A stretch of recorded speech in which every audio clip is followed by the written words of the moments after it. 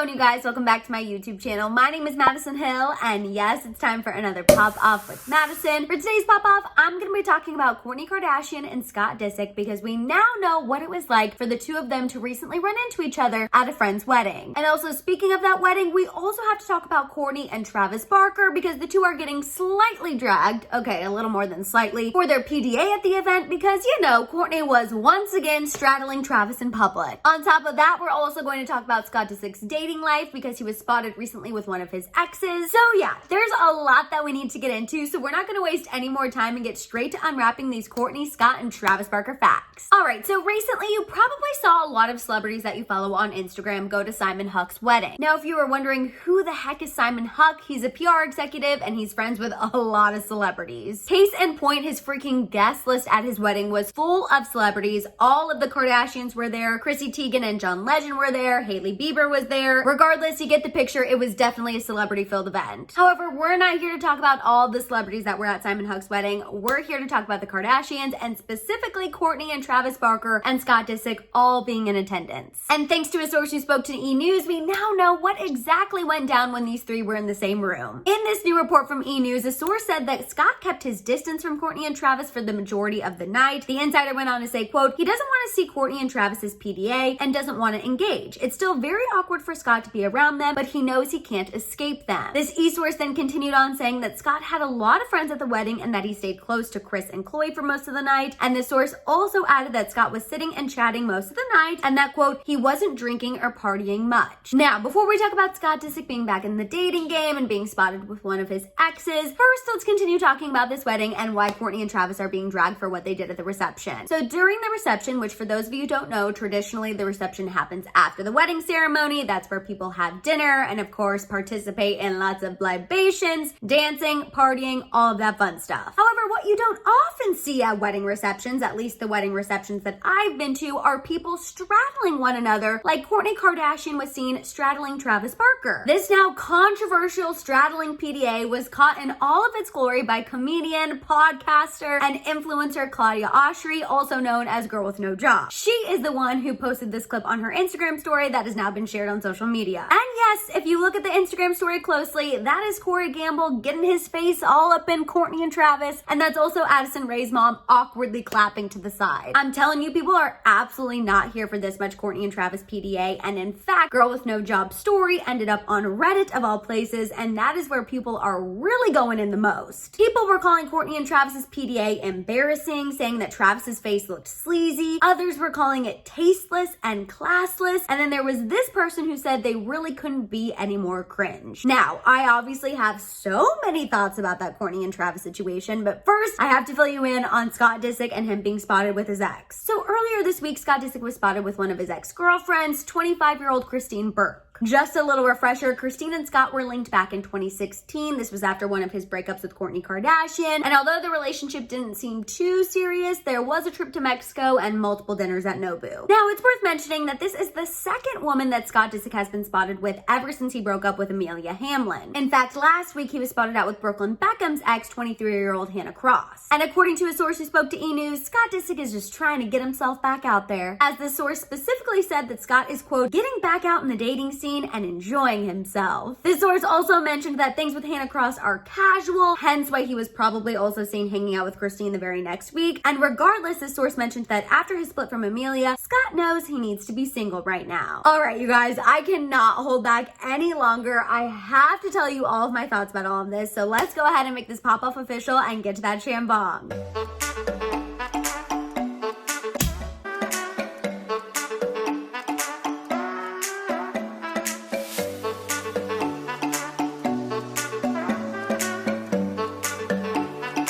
Okay, so first of all, let's talk about Scott Disick and his run-in with Kourtney and Travis at that wedding. Honestly, I'm so happy to hear that Scott Disick just took the mature route and that he kept his distance, and I'm happy to hear that he wasn't partying very much. If you guys remember, right after Kourtney and Travis got engaged, we had a report from Page 6 where a source said that they didn't think this was going to be good for Scott. They said that he might go down a dark road, and you guys know that this is something that I was a little bit concerned about. Say what you will about Scott Disick. I know people either love him or hate him, but he is a father. He has had past past struggles with alcohol and drugs. So I was really hoping that Kourtney and Travis's engagement wouldn't set him back, and hearing that he was not partying very much at this wedding and just kind of hanging around Kris and Khloe, honestly, I feel like it's pretty good news. I also think Scott Disick at least hopefully knows better than to probably not make a scene at a friend's wedding. And on top of that, we have to remember, if you guys watched my YouTube short, I believe it was last week, I filled you in on a report from Life and Style magazine where a source said that Scott Disick really has to keep his feelings about Kourtney and Travis under wrap because he just signed a really big contract in order to appear on the Kardashians' new Hulu show. And part of that contract is the fact that he'll stay quiet about his true feelings about Kourtney and Travis's engagement until it's filmed and of course can be used as content for the show. So I also wonder if that's part of the reason why Scott Disick just decided to keep his distance. He didn't really want to say anything, didn't want to make a scene, because as of right now, he is technically under contract with the Hulu show. So yeah, based on all of those things, I'm not totally surprised that it was a drama-free wedding, but I will say one little thing that I do find awkward. I wonder if Kourtney feels awkward, or even Travis feels awkward, that Scott Disick is still so close to Khloe and Kris. Like that E! News source said, he basically hung close to them all night. Like, I just wonder if that's a little weird for Kourtney and Travis. I know that Scott Disick doesn't have any other family, and his family is, of course, the Kardashians. I think if I was dating somebody and their ex was so close to the family, I would have some hesitations and maybe some reservations and think,